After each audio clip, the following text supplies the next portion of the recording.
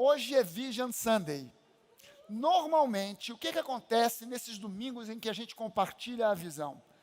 Eu normalmente tento mostrar para você qual é a visão que a nova igreja, que nós como igreja, temos, para que você saiba aonde você está pisando, aonde você está colocando a sua vida.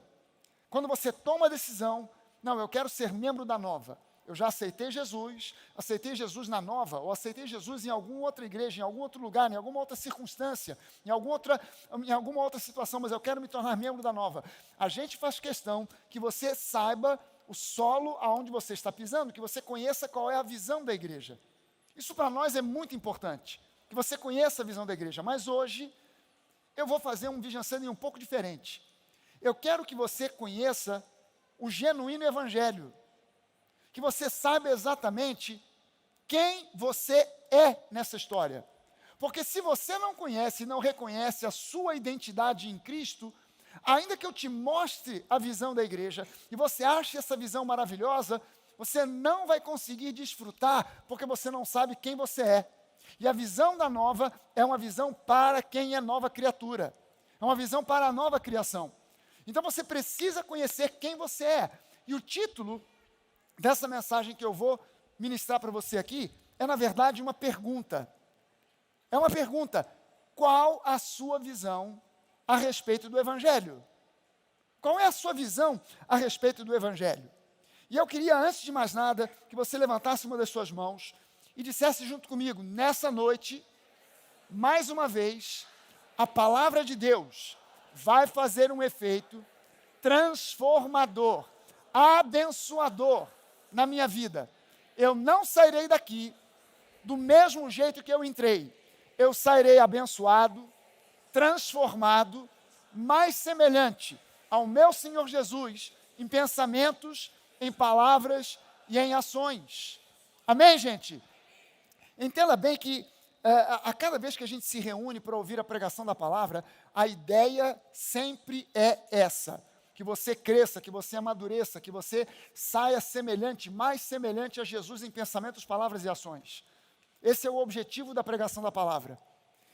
Não é fazer que você tenha simplesmente mais conhecimento bíblico, não é fazer com que simplesmente você fique sabendo mais a respeito desse ou daquele tema, mas é que você seja e se torne cada vez mais semelhante a Jesus.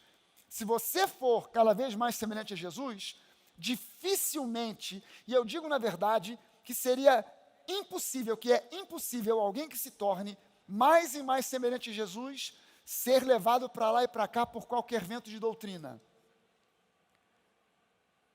Isso é dito para nós, lá em Efésios, no capítulo 4, a partir do versículo 11, que Deus dá à igreja, através de Jesus, os dons ministeriais, o apóstolo, o profeta, o evangelista, o pastor, o mestre, para que a igreja cresça, amadureça, chegue à plenitude da estatura de Cristo e nós não sejamos mais levados para lá e para cá por qualquer vento de doutrina, para que nós não sejamos mais como crianças, levados pelos erros aos quais os homens, com as suas doutrinas, com a sua religiosidade, acabam induzindo as pessoas menos maduras.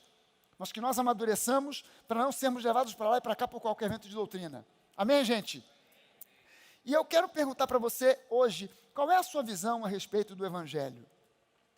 Sabe, a nossa tarefa, como igreja, é mostrar às pessoas o verdadeiro Evangelho. Na verdade, essa é a tarefa de toda e qualquer igreja na face da terra. Nem todas elas estão cumprindo isso. Mas a tarefa da igreja nada mais é do que mostrar ao povo de Deus qual é o verdadeiro Evangelho. E se você é membro da nova, você precisa estar engajado nessa missão de demonstrar, de mostrar para as outras pessoas qual é o verdadeiro Evangelho. Amém? Existem muitas maneiras de você fazer isso. Por exemplo, GC é uma oportunidade, grupo de conexão, é uma oportunidade de você mostrar para alguém que de repente você convidou para estar presente no grupo, de conhecer o verdadeiro Evangelho.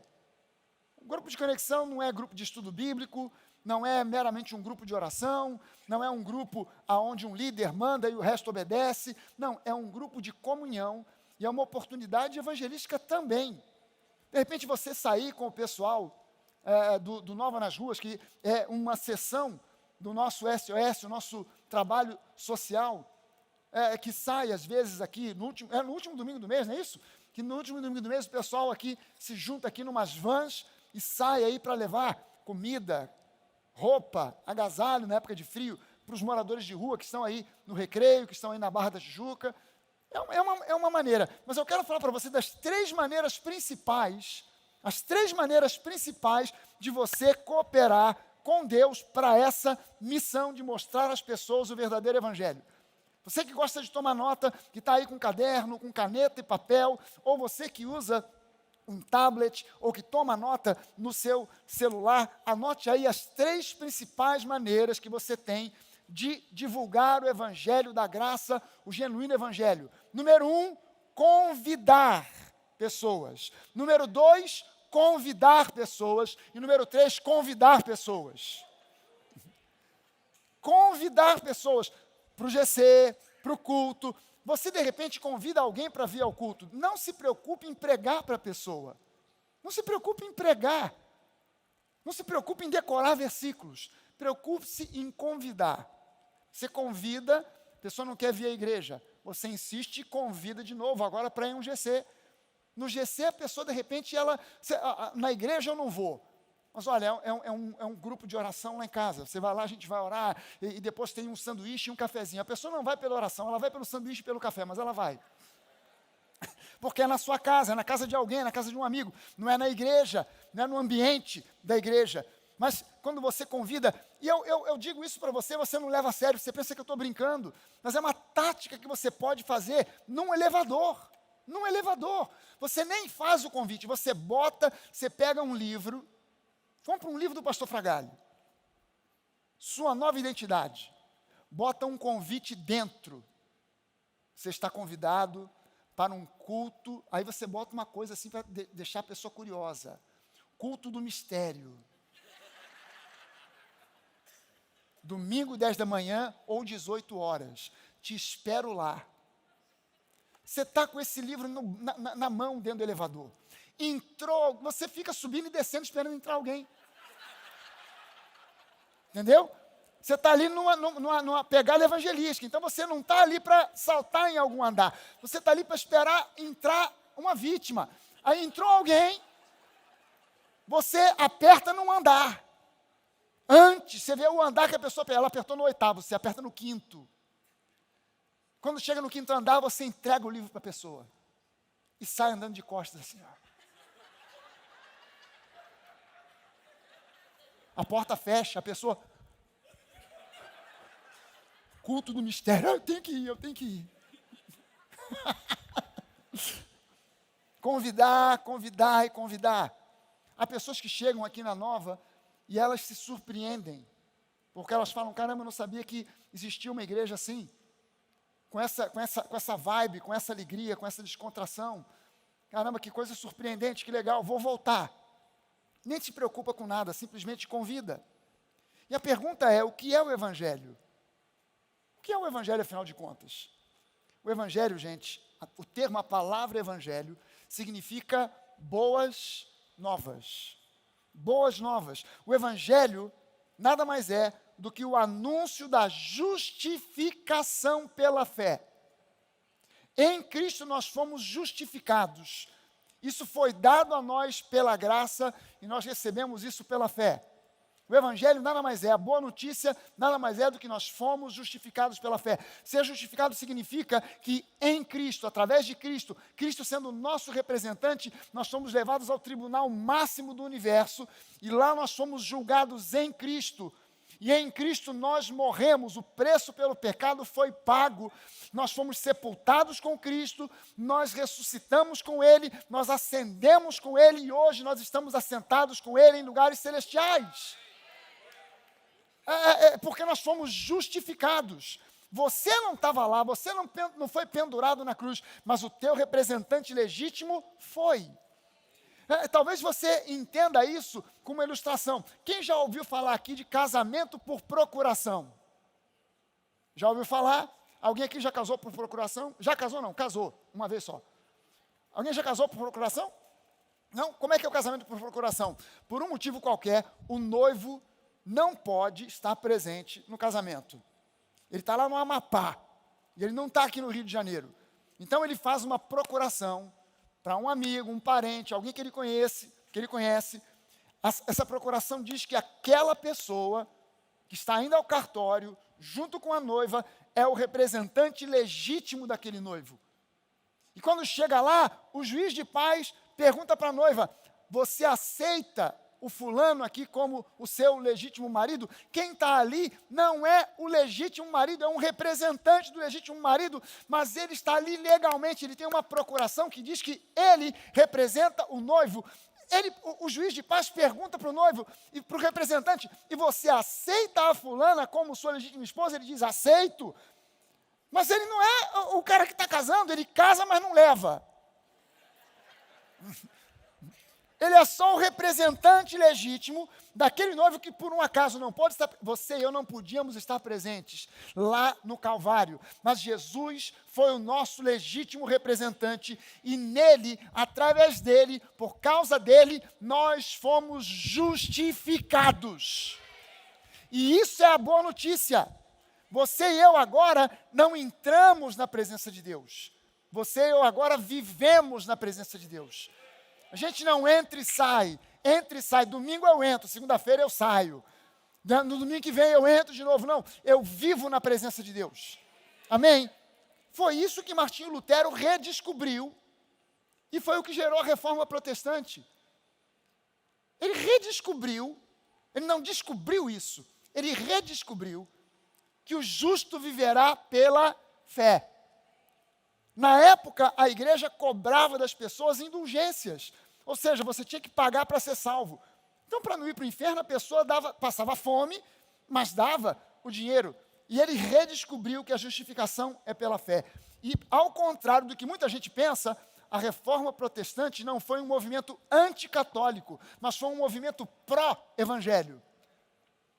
Se a Igreja Católica não tivesse feito com Lutero o que fez, de excomungar, mas tivesse feito o que fez, por exemplo, com Francisco de Assis, nós hoje não seríamos considerados protestantes, nós seríamos católicos luteranos. Porque Francisco de Assis, você deve conhecer por outro nome, São Francisco. Ele fez mais ou menos a mesma coisa. Ele não se conformou, ele era um jovem extremamente rico, que abandonou as riquezas todas, a sua herança, foi viver em extrema pobreza, em protesto contra a opulência que ele via na igreja. E ele pediu uma audiência com o Papa. O Papa negou essa audiência a ele, ele se meteu num chiqueiro e disse: eu vou ficar aqui até o Papa me receber.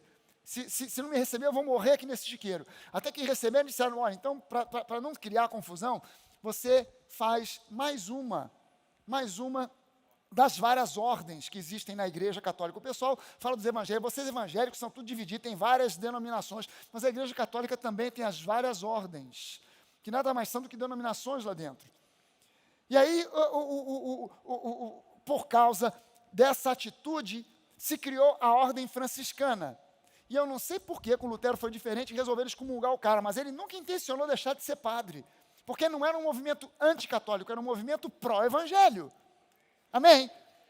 Culto com o pastor Fragari também é cultura. Amém? Aleluia.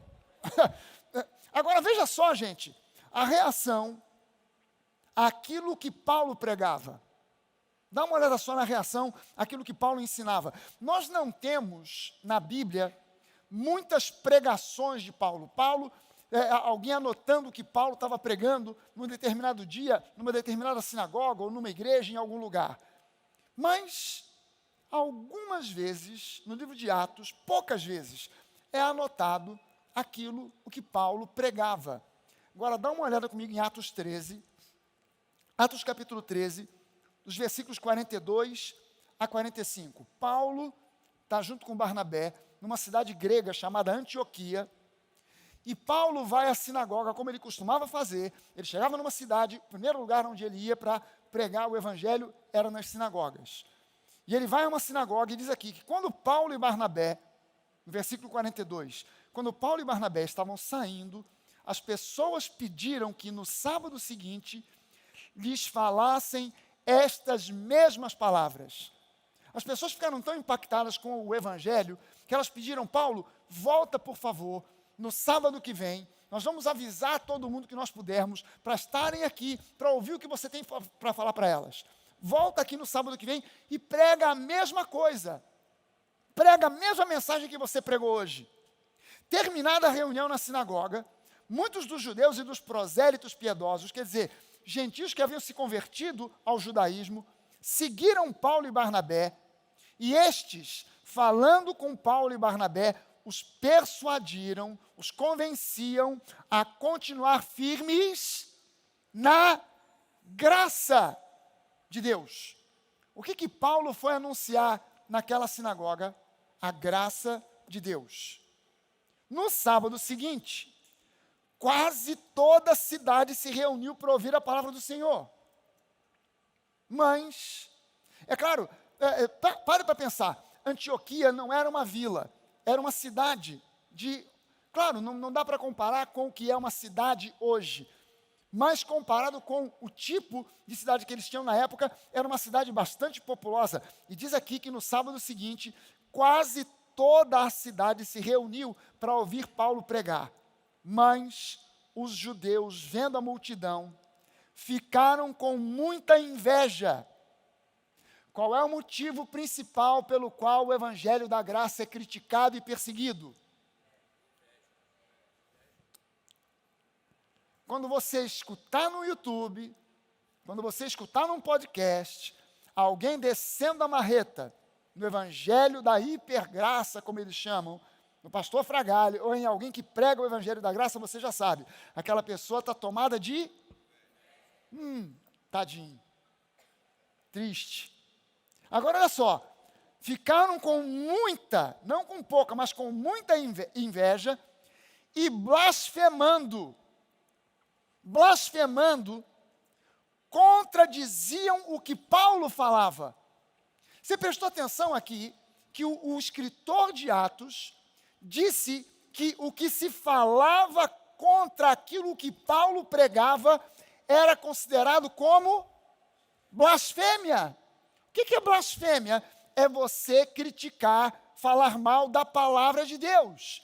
Aqui não diz assim, blasfemavam contra a Bíblia, blasfemavam contra a palavra de Deus, blasfemavam contra aquilo que Paulo falava.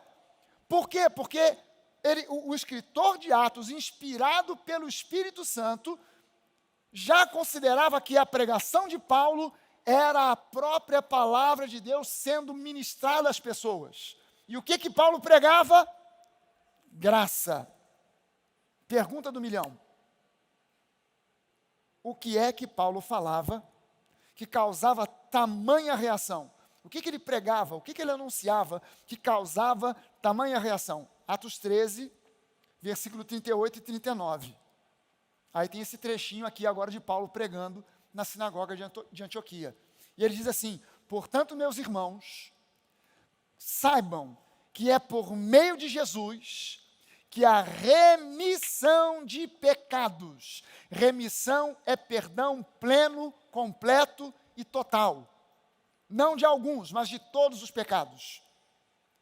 Paulo, se você for ler o capítulo 13, Paulo vem contando todo o ministério de Jesus de uma forma resumida. Ele começa falando sobre o povo de Israel, ele fala agora sobre o ministério de Jesus, e quando ele vai chegando ao final da sua pregação, ele diz: portanto, meus irmãos, saibam que é por meio de Jesus que a remissão, a anulação de pecados é anunciada a vocês. E por meio dele, por meio de Jesus, todo o que crê é justificado de todas as coisas das quais vocês não puderam ser justificados pela lei de Moisés.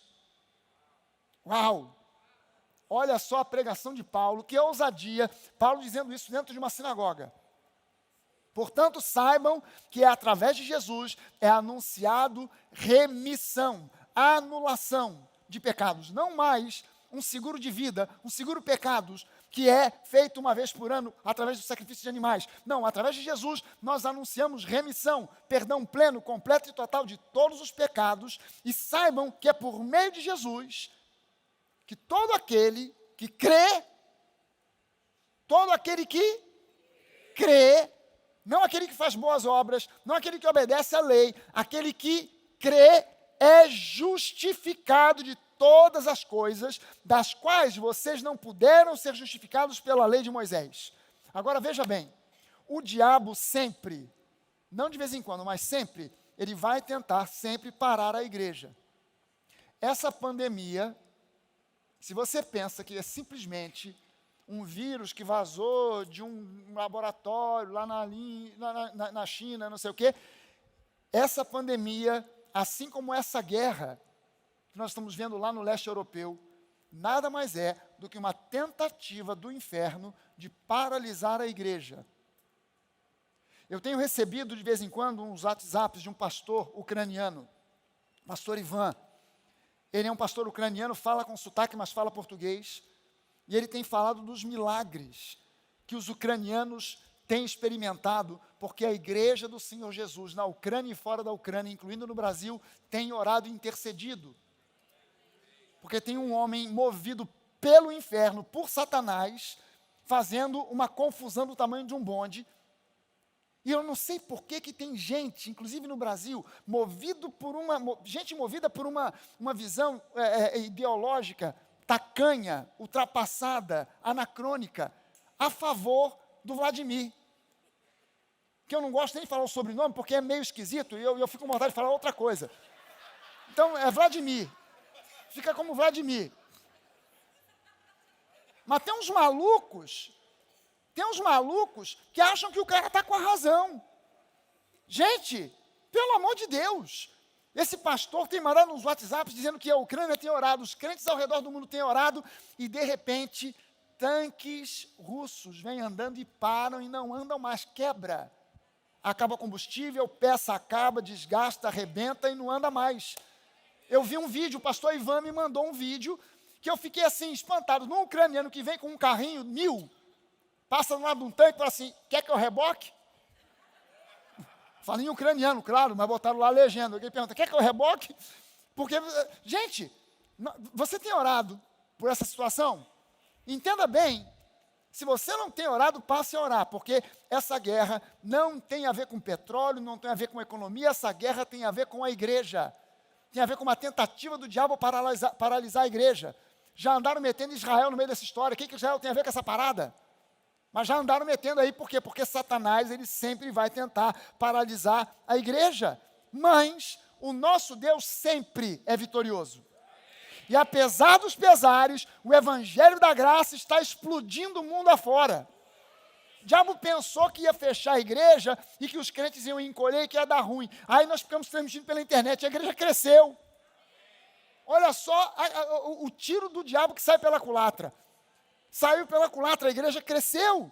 Gálatas 1, os versículos 8 e 9, o apóstolo Paulo ele diz o seguinte, mas ainda que nós, eu e a minha equipe apostolar, ou mesmo um anjo vindo do céu, pregue a vocês um evangelho diferente daquele que nós temos pregado, que esse seja anátema, maldito, amaldiçoado.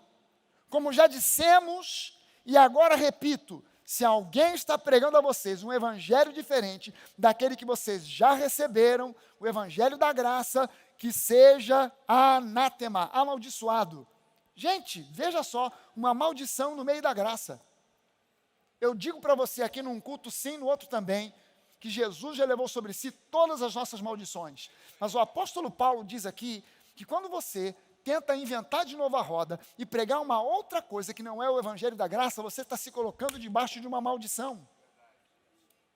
Eita! Diga comigo, eita! Eita ferro! Cara, olha só que coisa terrível. Paulo não diz assim, diga para aqueles que estão envolvidos nesse ou naquele tipo de pecado, que eles estão debaixo de maldição. Não, não, não. Diga para aqueles que estão pregando um evangelho diferente daquele que eu ensinei para vocês, e ainda que seja um anjo que veio do céu, pregando algo diferente, seja considerado como amaldiçoado. Caramba, olha só que coisa tremenda. Paulo fala aqui sobre a maldição que existe em pregar qualquer outra coisa que não seja o evangelho da graça. E ele não fala sobre algum tipo de pecado. Mateus 11, versículo 20 a 24. Então Jesus, olha só, Jesus, agora é Jesus falando aqui. Então Jesus começou a repreender as cidades nas quais ele tinha feito muitos milagres, pelo fato de não terem se arrependido. Ai de você, Corazim, ai de você, Betsaida, porque se em Tiro e em Sidom, duas cidades que não são cidades judaicas, se tivessem operado os milagres que foram feitos em vocês, há muito que essas cidades teriam se arrependido com pano de saco e cinza. Mas eu digo a vocês que no dia do juízo haverá menos rigor para Tiro e Sidom do que para vocês. E você, Cafarnaum, pensa que será elevado até o céu? Será jogada no inferno. Porque se em Sodoma, se tivessem operado os milagres que foram feitos em você, ela, Sodoma, teria permanecido até o dia de hoje. Mas eu digo a vocês que no dia do juízo haverá menos rigor para a terra de Sodoma do que para você. Para pensar um instante. Jesus compara aqui cidades de Israel onde aconteceram milagres, onde Jesus realizou milagres, e diz que em Tiro, Sidom, e aí ele usa o exemplo mais gritante sobre pecado que possa existir na Bíblia, a cidade de Sodoma. Ele diz, se lá em Sodoma tivessem ocorrido os milagres que ocorreram em você, Cafarnaum, lá aquela cidade permaneceria até hoje.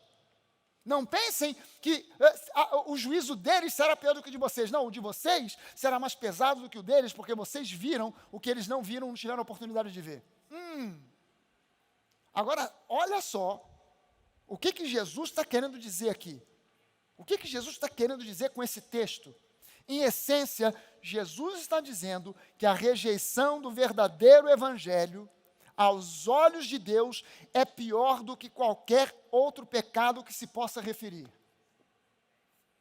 Jesus em pessoa está dizendo que a rejeição do evangelho, do verdadeiro evangelho, o evangelho da graça, a palavra da fé, é pior do que qualquer outro pecado que você possa imaginar. Atos 20, vamos voltar para o Novo Testamento aqui, Atos 20, agora saindo dos evangelhos, Atos 20, versículo 22 a 32, Paulo está se despedindo dos irmãos de uma igreja, a igreja de Éfeso, que era a maior igreja até então, e diz aqui, agora, impelido pelo Espírito, eu vou para Jerusalém, não sabendo o que ali vai me acontecer, exceto que o Espírito Santo, de cidade em cidade, me assegura que prisões e sofrimentos estão à minha espera. Porém, em nada eu considero a vida preciosa para mim mesmo, desde que eu complete a minha carreira e o ministério que recebi do Senhor para testemunhar o evangelho da graça de Deus. E agora, eu sei que todos vocês, em cujo meio passei pregando o reino, não mais verão o meu rosto. Você está entendendo aqui que Paulo, ele considera na cabeça dele, ele considera que pregar a graça é o mesmo que pregar o reino. Prestou atenção na leitura que a gente fez? Para Paulo, pregar o reino de Deus equivale a pregar a graça. Pregar a graça é anunciar o reino. Não são coisas separadas e diferentes. Eu tenho certeza que agora todos vocês, em cujo meio passei pregando o reino, não mais verão o meu rosto. Portanto, no dia de hoje, eu testifico diante de vocês que eu estou limpo do sangue de todos, porque jamais deixei de lhes anunciar todo o plano, todo o propósito de Deus. Mais uma vez, Paulo equivale o plano ou o propósito de Deus à graça. Qual é o plano e o propósito de Deus para mim e para você? Graça. E o que é graça? Favor imerecido. Favor imerecido. Cuidem de vocês mesmos e de todo o rebanho no qual o Espírito Santo os colocou como bispos, ou seja, como administradores, para pastorearem a igreja de Deus, a qual ele comprou com o seu próprio sangue. Eu sei que depois da minha partida, aparecerão no meio de vocês lobos vorazes, que não pouparão o rebanho. e que até mesmo entre vocês se levantarão homens falando coisas pervertidas para arrastar os discípulos atrás de si. Portanto, vigiem. Vigiem, fiquem ligados, lembrando sempre que durante 3 anos, noite e dia, eu não cessei de admoestar, de ensinar, de ministrar com lágrimas cada um de vocês. Agora, pois, eu os entrego aos cuidados de Deus e à palavra da sua graça, que tem poder. Essa palavra, ela tem poder para edificar vocês e dar a vocês herança entre todos os que são santificados. Qual é a palavra que realmente tem poder? É a palavra da graça. E essa palavra, ela tem poder para nos edificar e para fazer com que a gente desfrute da herança que é dada a nós pela graça por Jesus. Uau! Quanto mais eu ouço da graça, mais eu sou edificado. Quanto mais eu aprendo da graça, mais eu aprendo como desfrutar da herança que foi conquistada por mim na cruz do Calvário, pelo sangue de Jesus. Então eu preciso estar mergulhado na graça, ouvindo a pregação da graça. Não me serve qualquer coisa, não me serve qualquer pregação, não me serve qualquer igreja. Eu preciso estar filiado, enraizado, ligado com um lugar onde eu ouça a palavra que vai me edificar e fazer com que eu desfrute da herança que foi conquistada para mim pelo sangue de Jesus. Aleluia! A palavra da graça. Na cabeça de Paulo, reino de Deus, propósito de Deus, está tudo linkado com a graça. Segundo o verdadeiro evangelho, presta atenção nisso aqui. Segundo o genuíno e verdadeiro evangelho, você nasceu de novo em Cristo. Se você já recebeu Jesus como seu Senhor e Salvador, você nasceu de novo em Cristo. Você agora é uma nova criatura. Salvo, lavado no sangue do Cordeiro que tira o pecado do mundo. Não é assim que João Batista apresentou Jesus? Eis aí o Cordeiro que dá um alívio no pecado. Não. Eis aí o Cordeiro que tira os mais brabos dos pecados. Aqueles menos brabos você mesmo resolve. Foi isso que João Batista anunciou? Não, eis aí o Cordeiro de Deus que tira, remove o pecado do mundo. E ele não disse os pecados, ele disse o pecado. É ele quem remove, quem retira do mundo a natureza, a fonte, a origem, aquilo que Satanás plantou em Adão, Jesus removeu. Aleluia! Porque ele é o Cordeiro de Deus que tira o pecado do mundo. Então você agora é justificado, plenamente perdoado. É um filho amado do Deus vivo. Portanto, você agora é santo.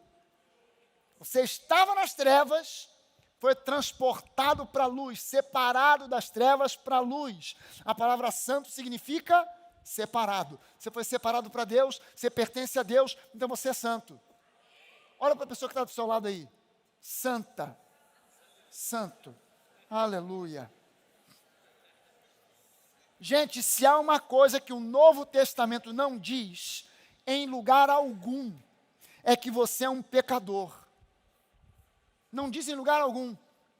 Eu não falei isso de manhã, mas vou falar para você que vou dar um bônus para o pessoal da noite. Não falei de manhã. Só tem 2 argumentos que alguém pode usar para justificar e dizer que você é um pecador ou uma pecadora. Só tem 2, não tem mais do que 2, só tem 2. O primeiro deles, 1 Timóteo capítulo 1, versículo 15. 1 Timóteo 1 e 15, Paulo diz assim: fiel é a palavra e digna de toda aceitação, que Jesus Cristo veio ao mundo para salvar os pecadores, dos quais eu sou o principal. Essa palavra principal está traduzida de modo errado. No grego, a palavra é protos, e protos significa o exemplo mais destacado, o exemplo mais gritante. Protos é a raiz da palavra protótipo. protótipo é um modelo, e você não precisaria da explicação do versículo 15 no grego, porque o versículo 16 diz que foi para esse propósito que Deus me chamou, para que eu seja um modelo, para que eu sirva de modelo para tantos quantos venham a ser salvos. O que Paulo estava dizendo? Se eu fui salvo, qualquer um pode ser. Se eu que persegui a igreja, que consenti na morte de crentes, fui salvo, qualquer um pode ser. Eu sou um modelo. Deus me usa como um modelo. Eu sou protos, um protótipo, um modelo que você pode olhar e dizer, se Paulo foi salvo, eu posso ser. Amém? Você pode dizer isso junto comigo? Se Paulo foi salvo, aquele seu marido incrédulo, fala para a mulher que está do seu lado, aquele seu marido incrédulo também pode ser. Aquele seu marido pescoço duro, osso duro de roer, também pode ser. Pastor, mas eu venho à igreja, aquele homem não vem de jeito nenhum. Pois é, mas a batata dele está assando. Porque é uma promessa bíblica, crê no Senhor Jesus, será salvo tu e a tua casa. As mulheres aqui casadas que foram salvas, digam amém. Então não tem jeito, a batata do seu marido está assando. Ele não quer ser salvo, mas vai ser. Ele não gosta de pastor, mas vai gostar. Ele não quer dar dízimo, mas vai dar. 1 João 4,17 diz que segundo Jesus nós somos nesse mundo. Jesus é pecador? Então eu também não sou. Porque segundo ele eu sou. Segundo argumento que alguém pode usar, Romanos capítulo 7. Pobre, miserável homem que sou, porque o bem que eu quero fazer, eu não consigo. E o mal que eu não quero fazer, eu acabo fazendo, porque o pecado reside na minha carne. Só que a pessoa esquece, o miserento, infeliz esquece, que a Bíblia não foi escrita em capítulos e versículos. Aquilo é uma carta. Quem já escreveu uma carta aqui, alguma vez na vida? Meu Deus, espera aí, quem escreveu alguma carta alguma vez na vida? Aleluia. Você não escreveu uma carta para sua tia, para sua avó, querida vovó, capítulo 1. Versículo 1. E aí, tudo bem, vó? Versículo 2. Meu primo Zequinha, como está? Versículo 3. E aquele bolo de milho, vovó? Vai rolar ou não vai? Não foi assim que Paulo escreveu. As epístolas são cartas. Então, você, para ler o capítulo 7, eu vou te dar uma revelação agora. Prepare-se para receber uma revelação direta do trono da graça. Para ler o capítulo 7 e entender o capítulo 7, você precisa primeiro ler o capítulo 5, 6 e depois o 8, aleluia. Pegou essa? Pegou? Pegou? Aleluia. O que Paulo vem dizendo no capítulo 5 e no capítulo 6? Paulo vem dizendo, gente, a lei, ela não vai te ajudar em nada, porque a lei, ela não salva, ela magnifica o pecado, ela revela o quão pecador o homem é. Quando chega no capítulo 7, ele diz, pobre miserável homem que sou, porque quando eu tento obedecer e seguir a lei, eu acabo transgredindo a lei. E o mal que eu não quero fazer, que é transgredir a lei, eu acabo fazendo. Quem é que vai me livrar desse corpo, dessa morte? Aí você chega no final do capítulo 7 e ele diz, graças a Deus por Cristo Jesus. E aí você entra no capítulo 8 e Paulo diz assim, agora, right now, agora já nenhuma condenação há para os que estão em Cristo, não para os que estão na lei, mas para os que estão em Cristo. Agora, porém, já nenhuma condenação há. Por quê? Porque vocês não estão debaixo da lei, mas estão debaixo da graça. Então já não há condenação alguma. Na verdade, a minha pregação vai começar agora. Tudo isso foi só o esquenta. Se prepare para até meia-noite a gente sai daqui. 5 pontos que eu quero passar para você. Sobre a visão que você precisa ter do Evangelho e de si mesmo em Cristo. Número 1, primeira coisa a ser entendida por aquele que nasceu de novo, que é uma nova criatura em Cristo. As coisas antigas já passaram e eis que tudo se fez novo. As coisas antigas. 2 Coríntios 5,17. E assim, se alguém está em Cristo, é uma nova criatura. As coisas antigas passaram e tudo, não algumas coisas, mas tudo se fez novo. Você foi transportado de um reino para outro. Você era cidadão das trevas. Você estava escravizado a Satanás, ligado ao inferno. Jesus sacou você da morte, trouxe você para o reino do Filho do seu amor, e você agora vive no reino da luz. Você foi separado, escolhido, trazido para pertencer a Deus, e o preço que foi pago foi preço de sangue pela sua vida. As coisas antigas já passaram. É a primeira coisa. Quando eu digo, se eu digo, eu sou um pobre, miserável pecador, salvo pela graça, eu estou falando de um monstrengo que não existe na Bíblia. Eu fui um pobre, miserável pecador, mas eu fui alcançado por Jesus, eu fui salvo.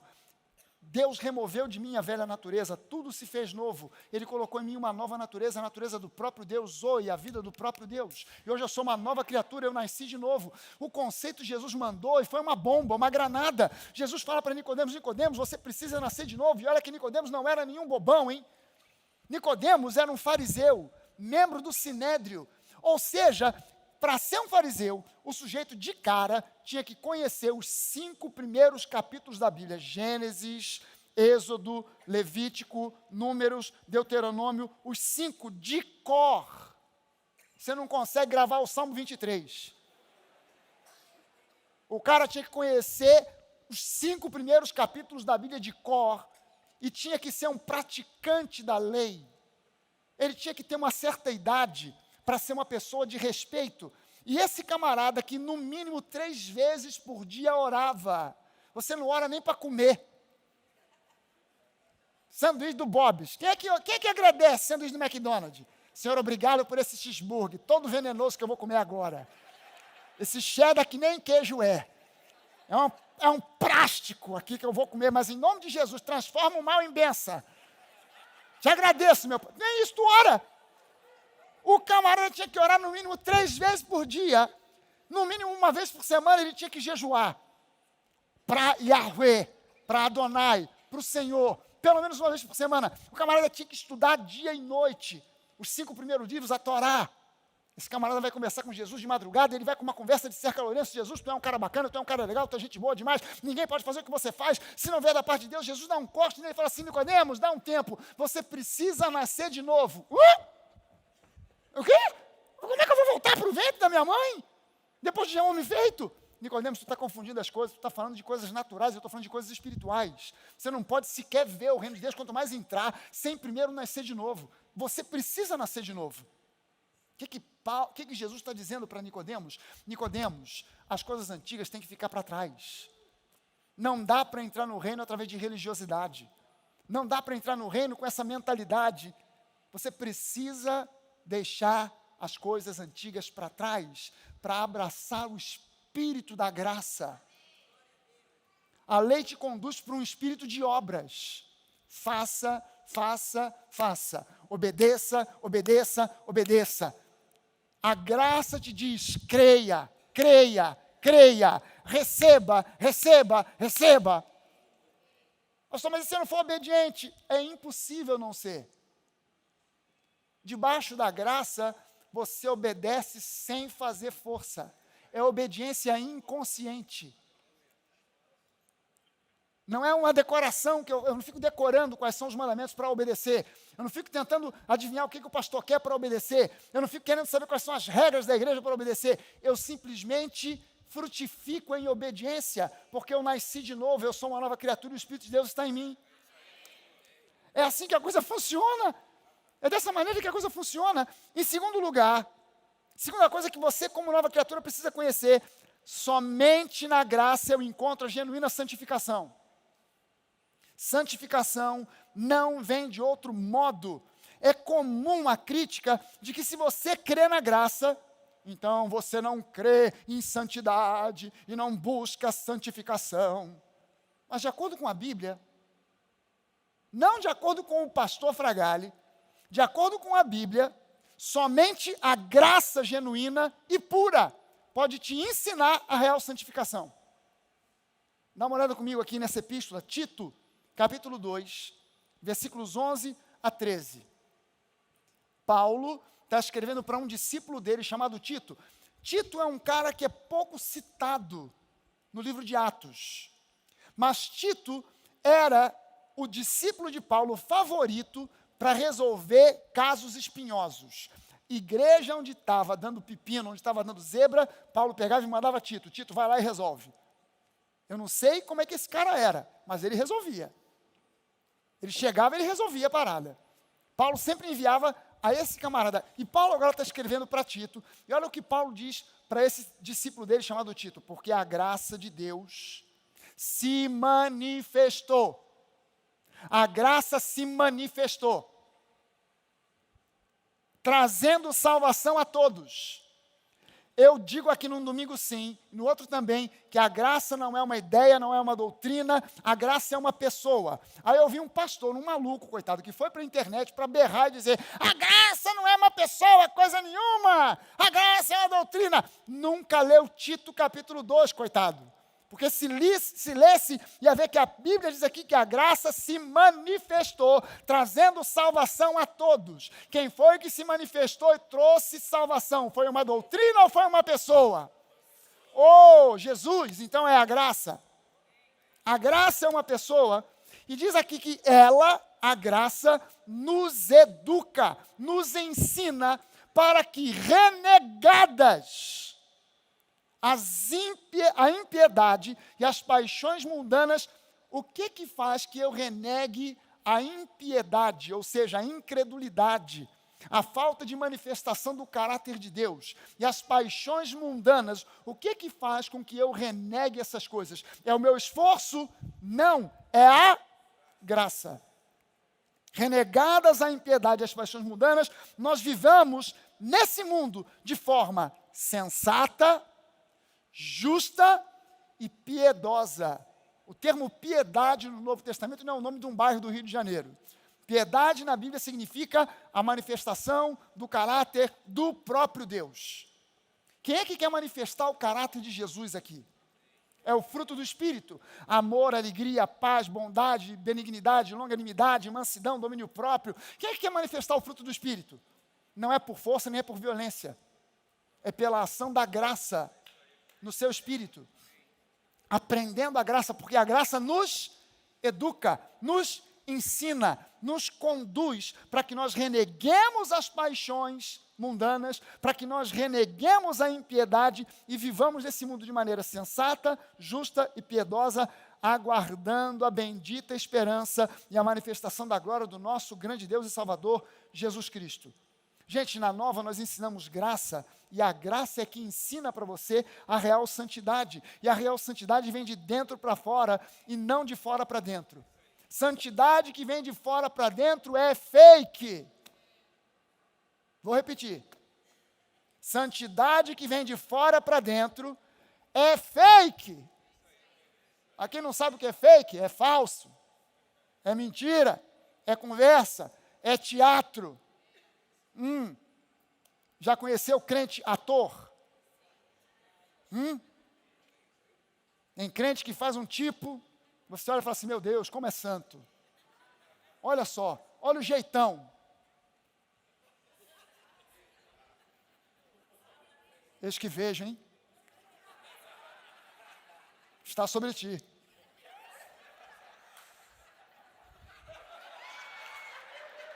Aleluia.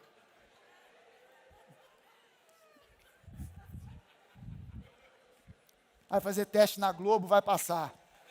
Vai fazer malhação. Somente a genuína graça vai conduzir você para a genuína santificação.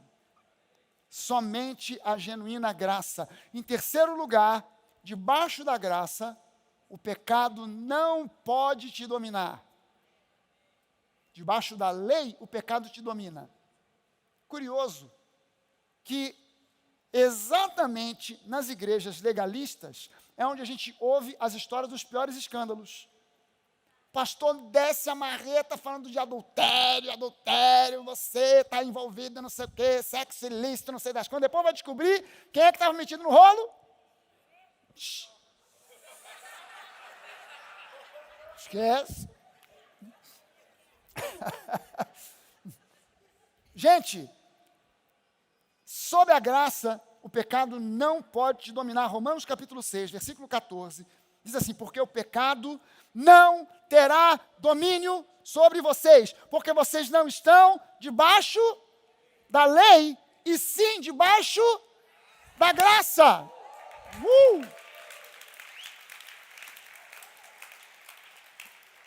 Gente, quando você entende a revelação da graça genuína, e você já não anda debaixo do peso dos seus esforços, das suas obras para alcançar santidade, ou qualquer outra bênção de Deus, você faz isso porque você agora anda na fé, debaixo da unção, não do seu trabalho, não do seu esforço, mas da unção do trabalho completo e consumado de Jesus na cruz do Calvário em seu favor.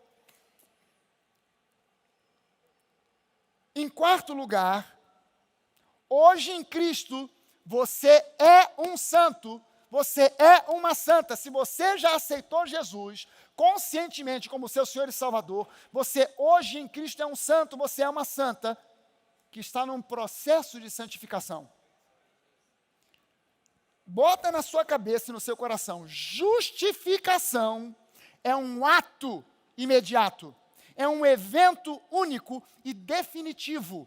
Você não é justo hoje, deixa de ser justo amanhã. Você é justo de uma vez por todas. É um ato, é um presente, é um dom. Deus não te dá porque você merece. Deus não dá para você esse dom porque Ele olhou para você e gostou dos seus belos olhos, da sua simpatia, ou porque achou que você é uma pessoa que ora muito, ou que você ora bonito. A gente às vezes pede para alguém numa roda, tem uns crentes, a gente pede: vamos orar. Fulano ora. Não sei orar, pastor. Essa pessoa não está dizendo que ela não sabe orar. Ela não sabe orar bonito. Senhor, meu Deus e meu Pai, que se assenta num trono de glória, de veludo vermelho, dourado por fora com arabescos, com anjos que te cercam por detrás e por diante, por cima e por baixo, que vão e que vêm, que sobe e que desce, aleluia. Aí a pessoa, ela pensa que ela não sabe orar, porque ela não sabe orar sim. Mas nem Deus está interessado nessa oração. Nem Deus quer ouvir esse troço. É preferível, sabe a história que Jesus conta? O fariseu num canto assim, ó, graças a Deus eu não sou como aquele infeliz ali não, ó. Ele ali não sabe nem orar. E o cara estava lá assim: Senhor, tem misericórdia de mim e tal. E a Bíblia diz que Deus ouviu a oração, foi do pobre coitado, do outro Deus nem ó. Nem aí. Você está entendendo isso? Não é uma questão de não saber orar. Você sabe, quem aqui tem pai, ou pelo menos já teve vivo na terra, pai e mãe? Sabe falar com papai? Sabe falar com mamãe? Meus filhos aprenderam isso desde pequeno. Desde criancinha. Pai, me dá R$10 para comprar picolé.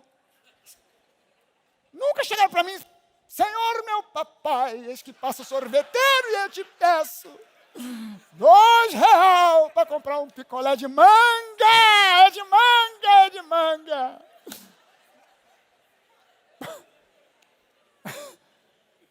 Nenhum filho meu jamais chegou para mim desse jeito. Às vezes nem pede, já vai direto na carteira, pega o dinheiro e corre e compra. Você está entendendo que justificação é um ato imediato, dado a você no momento em que você resolve tornar Jesus o seu Senhor e Salvador. Ele não impõe isso, ele bate a porta. Se você abre, ele entra. Santificação é um processo. Santificação é um processo que começa no dia que você nasce de novo e só termina no dia que você chega no céu. Para você entender o que é santificação, há anos atrás, eu fui médico do Exército. Eu fiz um concurso, fiz uma prova, passei. Aí fui até Benfica, na Escola de Saúde do Exército. Cheguei lá cabeludo, vestido de jeans, me deram um uniforme. Me botaram sentado numa cadeira de um barbeiro, que era um barbeiro mesmo. Sabe aquelas maquininhas que cortam na mão? Nheco, nheco, nheco, nheco, passa cortador de grama. Tosou meu cabelo, com aquele treco. Me deram um uniforme e falaram para mim assim, Tenente Fragalho. Eu falei, oh, wait a minute, please. Não fui nem soldado, já pulei assim, já direto para ser oficial, para ser tenente. Não, tu agora, a partir de agora, tu é tenente médico do Exército Brasileiro. Eu falei, rapaz, não sei nem bater continência, não sei marchar, sem nada. Não, mas tu agora já é, com todos os direitos e privilégios de um oficial do Exército e também com todos os deveres. Então você vai agora passar 9 meses aqui nessa escola, na Escola de Saúde do Exército, para aprender como pensa, como fala, o que é o regimento interno, externo, o que pode, o que não pode, como faz, como não faz. Cara, eu fui aprendendo. Aprendi que não se bate continência com a mão esquerda, é com a direita. Eu sou canhoto, já é com a esquerda logo. Não é com a esquerda, Fragalice, sim senhor. Eu não sabia. Mas eu já era tenente desde o primeiro dia. Eu não era mais tenente quando me formei na escola do que no primeiro dia, quando entrei naquela escola, eu não sabia nada. No final da escola, eu sabia, hoje não sei mais por causa da falta de prática, mas no final da escola eu sabia montar e desmontar uma pistola calibre 45 e um fuzil. Sem olhar, no escuro, desmontava, montava de novo, pá! Ih, matou, morreu. E eu atirava bem, hein? Eu era um bom atirador. Fui fazer prova de tiro, me deram uma pistola, 9 tiros. Eu fui lá, olhei, mirei, pá, dei o primeiro. Botou, como diz no inglês, no bullseye. Tá, no meio. O pessoal, o quê? Foi sorte. Eu falei, quer saber de uma coisa? Eu vou descarregar essa pistola, que eu não vou ficar perdendo tempo aqui mirando nesse troço. Aí olhei assim, mirei, pá, os 8 tiros que ainda sobravam, ficou tudo aglomerado assim, ó, pum, no meio, lá no miolo. Falei, cuidado comigo, hein? Sou bom de tiro. Mas eu não me tornei mais tenente no dia da formatura do que eu era no primeiro dia. Eu tinha mais conhecimento, mais experiência, mais entendimento, mas eu era tão tenente quanto eu era no primeiro dia. Você talvez tenha do seu lado uma pessoa que está na igreja há 20 anos. Ela conhece talvez a Bíblia melhor do que você. Talvez ela tenha um pouco mais de experiência com Deus do que você, mas você é tão santo quanto ela. Porque isso não depende de tempo. Você foi justificado em Cristo e essa justificação é total. Você não será mais santo quando chegar no céu do que você é hoje aqui. As pessoas pensam assim, não, aqui eu sou só um arremedo de santo. Eu sou quase santo, mas quando chegar lá, aí eu serei santo na totalidade. Não, você não vai ser mais santo aqui do que você é lá, nem será mais lá do que é aqui. Você terá mais experiência, mais entendimento, mas santo você já é na plenitude do que isso quer dizer. Aleluia! Aleluia!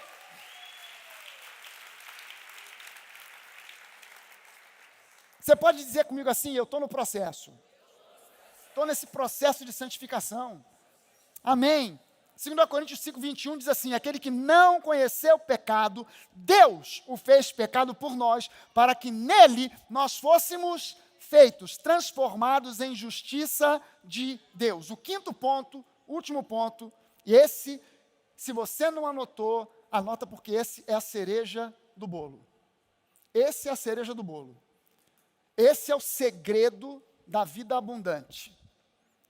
Quem aqui quer progredir na vida? Então você tem que anotar esse quinto ponto.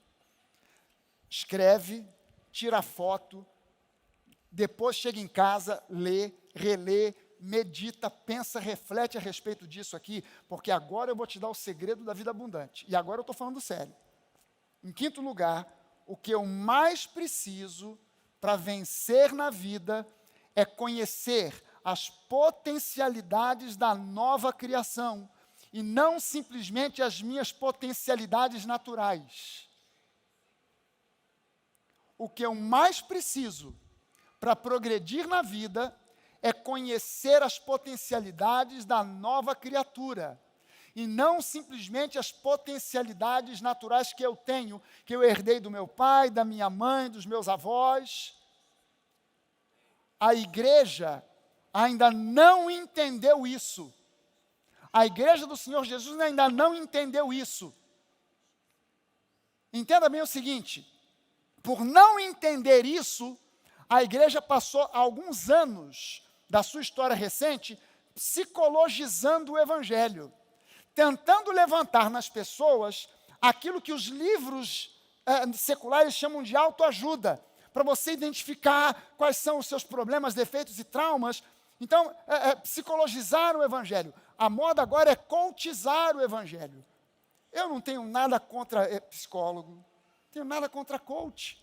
Nada, absolutamente nada. Tem muitos membros da Nova que fazem curso de coach, que são coaches e que dão curso de coach. Tem alguma coisa errada nisso? Absolutamente nada. Tem alguma coisa contra psicólogo? Não, alguns de vocês precisam mesmo de psicólogo.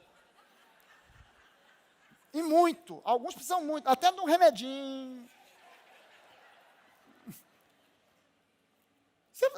Eu tenho alguma coisa, mas cada um no seu quadrado, cada macaco no seu galho.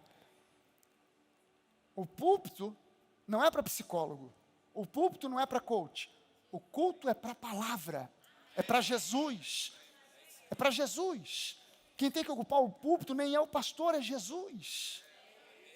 O pastor tem que ser só um veículo através do qual Jesus fala com a sua igreja. Agora, por não saber disso, as pessoas ficam correndo atrás das suas potencialidades humanas. Isso é errado? Não. Mas todos nós aqui temos potencialidades. Qual é o problema das potencialidades humanas? É que uns têm mais, outros têm menos. Um tem muitas, outros têm poucas. Quando eu era criança, eu gostava de desenhar. Então eu pegava as revistas em quadrinhos, Tio Patinhas, Pato Donald, e eu copiava os desenhos. Eu desenhava bem, mas ninguém investiu nessa potencialidade. Não me botaram para fazer um curso de desenho, então hoje eu não sei desenhar. Mas o meu avô me viu pegando o violão dele e tentando fazer o que ele fazia. Ele olhou e falou assim, esse garoto leva jeito. Me levou para um curso, para uma escola de música. O professor falou, não, o garoto tem ouvido, ele leva jeito, vamos lá. E eu, burro, na primeira oportunidade que tive, abandonei os estudos. Mas agora, depois de burro velho, voltei a estudar. Porque eu quero progredir, eu quero evoluir nessa potencialidade que eu tenho de ser um bom músico. Eu poderia ter investido numa carreira de atleta. Eu sei que eu tenho um bom potencial para isso. Eu corro bem, eu pedalo bem, eu nado razoavelmente, dá para não morrer afogado, então dá para fazer um triatlon. Mas é uma potencialidade. Talvez haja aqui alguém que na potencialidade humana pudesse vir a ser um medalhista olímpico. Mas como nunca investiu nisso, nunca treinou para nenhum esporte, está sentado no couch, está sentado no sofá de casa, vendo televisão. Talvez haja aqui alguém com uma potencialidade para ser um escritor, uma escritora de sucesso, mas nunca sentou para tentar escrever um livro. Se tentasse, talvez haja um potencial na sua genética para ser isso, aquilo e um monte de outras coisas. Mas entenda uma coisa, olha só o que a Bíblia diz sobre a potencialidade humana. O que a Bíblia diz? Hoje, há muito livro de autoajuda, muito curso de coach, muitas palestras, até com psicólogos, e uma das coisas que mais se fala é sobre crenças limitantes. Já ouviu falar sobre isso? O que são crenças limitantes? São pontos de vista, são entendimentos, são crenças que você desenvolveu com base em coisas que foram ditas ou que foram ensinadas a você de forma direta ou indireta. Ou alguém disse, não, tu é burro, não tem jeito, tu não tem remédio, tu não vai progredir, tu não vai ser nada na vida, ou de forma indireta. Não foi dito na sua cara, mas ficaram deixando implícito, não tem jeito, o menino não vai. Essa menina aí, não ensina ela a costurar, porque além disso ela não vai fazer mais nada, ela não tem jeito. De uma forma direta ou indireta, implantaram na sua mente certas crenças limitantes, puseram na sua mente uma barreira, uma limitação para o seu progresso. Aí você procura o psicólogo, procura o terapeuta, procura um coach para se livrar dessas crenças erradas e finalmente se ver livre dessas amarras. E então finalmente progredir na vida. Agora, dá uma olhada comigo no que diz a palavra de Deus, por quê? Porque tudo que o psicólogo, tudo que o terapeuta, tudo que o coach, como profissional, não como um guru, mas como um profissional poderá fazer, é te conduzir para enxergar o teu potencial humano natural. E nada além disso. Olha só o que diz aqui a Bíblia. Salmo 119, versículo 96. O escritor do livro de Salmos, ele diz assim, eu tenho visto que toda perfeição, presta atenção no que ele está dizendo aqui. Eu tenho observado que toda perfeição tem o seu limite. Até a perfeição tem limite. O cara tem um potencial tremendo para ser um campeão do mundo de salto em altura. Ele bate o recorde mundial, mas ele não passa daquele recorde. Foi o máximo que ele alcançou. Alguém com uma potencialidade maior do que ele, na próxima Olimpíada, vai bater o recorde dele. Que depois será batido por mais alguém. O nosso saltador com vara brasileiro, medalha de ouro na Olimpíada do Brasil. Mas não chegou a ser um recordista mundial. Por quê? Porque tem alguém com mais potencialidade que ele, que já bateu o recorde mundial de salto com vara. Porque toda perfeição tem limite. Qualquer pessoa de bom senso há de admitir, você pode ter um potencial incrível para ser um profissional maravilhoso na sua área, mas você é ser humano, então você tem limitações. Você tem um limite, onde você chega, bate naquela tampa e dali não vai. Mas olha só a continuidade do versículo. Mas o teu mandamento, a tua palavra é ilimitado. Prestou atenção no que a palavra de Deus está dizendo? Na versão, na NVT, a nova versão transformadora, diz assim: eu tenho visto que todas as coisas têm o seu limite, mas o teu mandamento se aplica a tudo. O que esse texto está dizendo para nós? Qualquer pessoa de bom senso sabe que, por maior que seja o meu potencial humano, eu tenho limitações impostas pela minha própria condição humana, pelo meu DNA humano.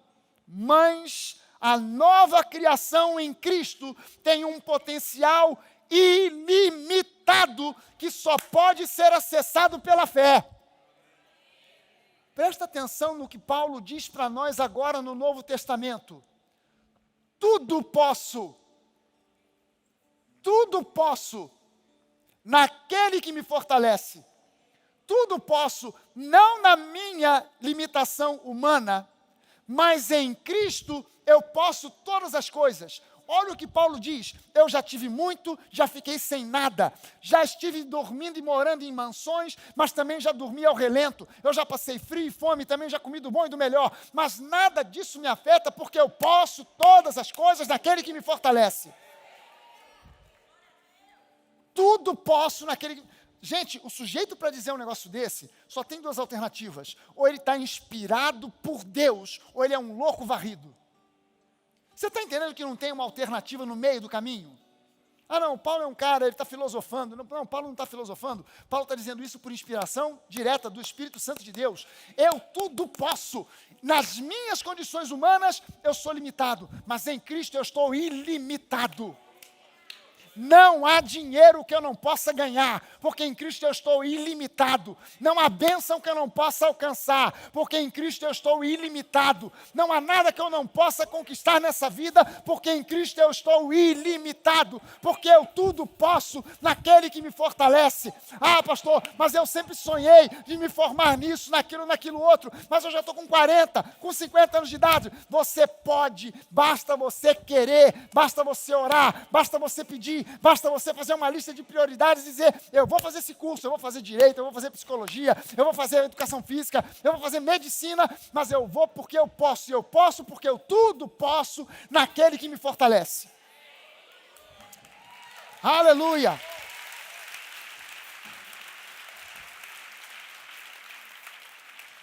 A nossa visão do humano é muito forte. A nossa visão do humano nos cega para aquilo que é invisível. Paulo diz: nós não andamos com base naquilo que a gente vê, porque o que se vê é temporário. Nós andamos com base naquilo que não se vê, porque o que não se vê é eterno, é ilimitado. Pela fé, eu posso todas as coisas. No potencial humano, eu não posso grandes coisas. Eu posso um bocado, mas tem um limite. E a partir dali, não vai. Mas em Cristo, eu posso ir aonde jamais o meu potencial humano poderia me levar. Em Cristo você pode ir aonde o teu potencial humano jamais poderia te levar. Aleluia. Vamos ficar de pé.